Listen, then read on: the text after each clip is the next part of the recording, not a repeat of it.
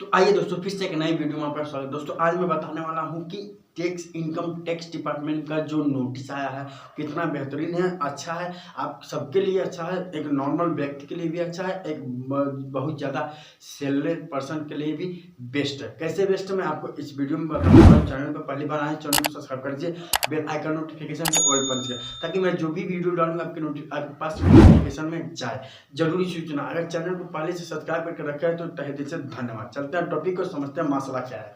सबसे पहले दूसरा बताते हैं। यहाँ पे लिखा गया है कि 10 लाख तक नहीं देना पड़ेगा टैक्स, इनकम टैक्स का नोटिस, यानी 10 लाख तक अब नहीं आपको देना पड़ेगा टैक्स। कैसे आपको मैं बताने वाला हूँ इस वीडियो में, पूरा क्लियर समझाने वाला हूँ, तो वीडियो को लास्ट तक जरूर देखें। चलिए नंबर काउंट करके मैं आपको बताता हूँ। नंबर वन पॉइंट में बताया गया है कि 1 अप्रैल से और 31 मार्च तक, 1 अप्रैल से 31 मार्च तक जो भी आपका इनकम सोर्स होता है, इनकम जो भी आप कमाते हैं एक वित्तीय वर्ष में, जैसे मान लीजिए किसी सैलरीड पर्सन का कोई ज़्यादा बिजनेसमैन है, अगर 10 लाख से ज़्यादा ट्रांजेक्शन कर लेता है तो उसके ऊपर टैक्स कट जाता है। लेकिन जो जिसके पास जीएसटी है, जो इनकम टैक्स पेयर है, जो टैक्स पे कर रहा है, उनके लिए तो कोई बात नहीं है। लेकिन एक नॉर्मल व्यक्ति के लिए, जो एक नॉर्मल अकाउंट के लिए, जो कि इसका 10 लाख से, वैसे तो 1.5 लाख के बाद ही टैक्स लगना चालू होता है, लेकिन अब इनकम टैक्स बोला है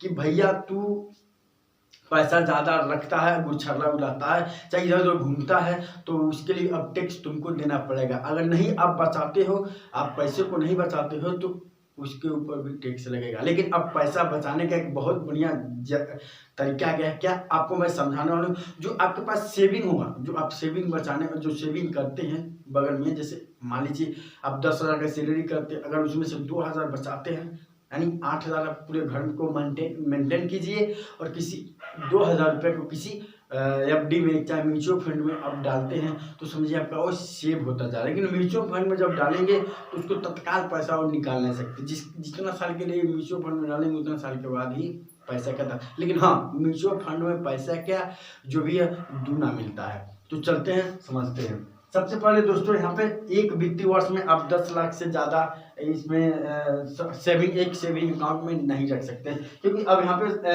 जो इनकम टैक्स का नोटिस जो डिपार्टमेंट के तरफ से जो मिला है, यहाँ पर बताया गया है कि दूसरा पॉइंट बताया गया है कि 1 साल में 1.5 लाख तक के पैसा बचा सकते हैं। 1 साल में 1.5 लाख तक आप अपने सेविंग में बचा सकते हैं। 1 साल में 1.5 लाख अपनी सेविंग में बचा सकते हैं, वो भी 1.5 लाख तक।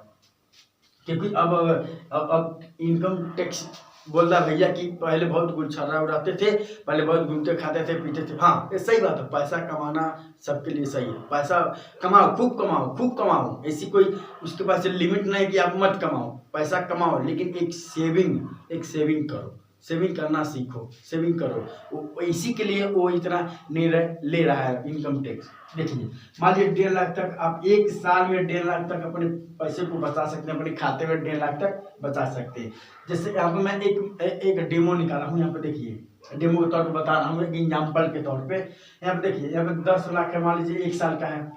अगर आप 1.5 लाख रुपये आप अपने खाते में बचा लेते हैं, ठीक, 1.5 लाख रुपये तो बचा लेते हैं, ठीक, आपके खाते में 10 लाख है, लेकिन आपको कितने बचना है ये भी बता रहा हूँ। अब यहाँ पे लिखा है आप 1.5 लाख तक अपने खाते में बचा लीजिए, या तो 1.5 लाख तक आप एफडी कर दीजिए। नहीं 1.5 लाख खाते में सेविंग कर पा रहे हैं तो उसको एफडी कर दीजिए। यहाँ पे लिख भी दिया हूँ कि 1.5 लाख तक, तीसरा पॉइंट है, 1.5 लाख तक एफडी कर दीजिए 3 से 5 साल तक के लिए। 3 से 5 साल तक के लिए आप 1.5 लाख एफडी कर दीजिए, उसको तोड़िए मत, या तो 5 साल तक के लिए। फिर अगले साल 1.5 लाख कर दीजिए, फिर वो अगले साल 1.5 लाख, वो अगले साल 1.5 लाख, आपका 1.5 करके आपका यहाँ पर 1.5 लाख रुपया आपका सेव हो जाएगा। तो कितना हो गया आपका यहाँ पे, अगर 1.5 लाख का एफडी करते 1 साल में, तो आपका 10 लाख में से 1.5 लाख निकल गया, ठीक, 1.5 लाख निकल गया, तो अब 8,50,000 हो गया।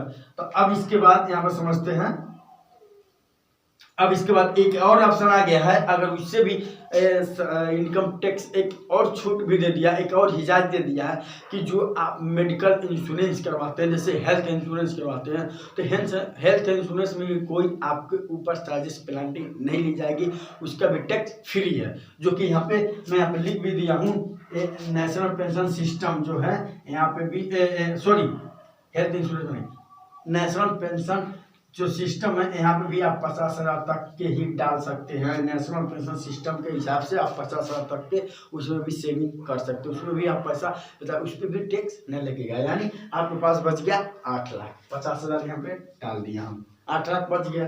अब उसके बाद यहाँ पे आता है 5वां पॉइंट, जो कि 5वां पॉइंट सबसे बेस्ट है हेल्थ इंश्योरेंस।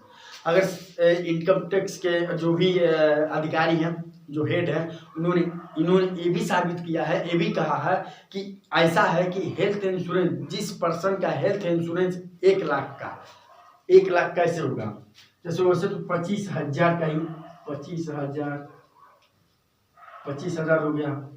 उसके बाद 25,000 हो गया। आप मान लीजिए कोई और जैसे सपोर्ट डेट, जैसे मान लीजिए अगर घर का मेंबर्स है, घर का जो सीनियर सिटीजन से कम है, 18 से 60 के बीच है, तो वो अपने मम्मी पापा के लिए हेल्थ इंश्योरेंस ले सकता है, अपने लिए हेल्थ इंश्योरेंस ले सकता है, तो उसके लिए 50,000 हो जाएगा, 50,000 उसके लिए हो जाएगा।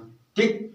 अब उसके बाद आता अगर जो गार्जियन है, मान लीजिए ये तो कमाने वाले हैं, जो उनके लिए हो गया, एक कमाने वाले 25,000 के कर लिए, इनके मम्मी पापा हो गए 50,000 के।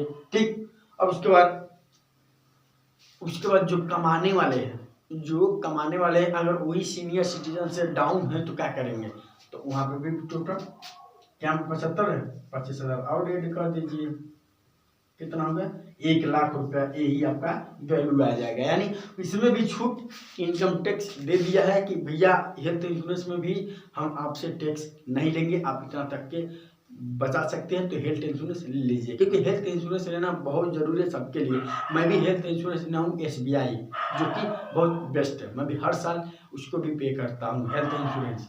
ठीक, ओके, इतना समझ में गया। अब इसके बाद आता है, तो अब यहाँ पे कितना बचा लिए आप, टैक्स पे कितना करेंगे, 7 लाख रुपए का टैक्स आप पे करेंगे, इतना टैक्स पेयर हो गए। तो जाहिर सी बात है कि अगर आप अगर आप एक GST ITR फाइल करते हैं, तो आपके ऊपर एक कोई टैक्स लगने वाला नहीं है, क्योंकि आप सरकार को अपनी इनकम बता रहे हैं। ठीक, ओके। जो बड़े बड़े होते हैं, मीडियम क्लास के लिए ये सबसे बेस्ट और सबसे सटीक जो कैलकुलेशन में बताया हूँ, जो नोटिस के तौर पर दिया गया है, मैं सबसे मीडियम क्लास के लिए सबसे इम्पोर्टेंट जानकारी है। अगर इतना तक कंटेंट अगर आपको अच्छा लगा हो तो दोस्तों के साथ शेयर जरूर करें, लाइक करें, अगर नहीं अच्छा लगा तो डिसलाइक करें। फिर मिलते हैं अगले वीडियो में किसी अगले टॉपिक के लिए, तब तक के लिए जय हिंद, जय भारत।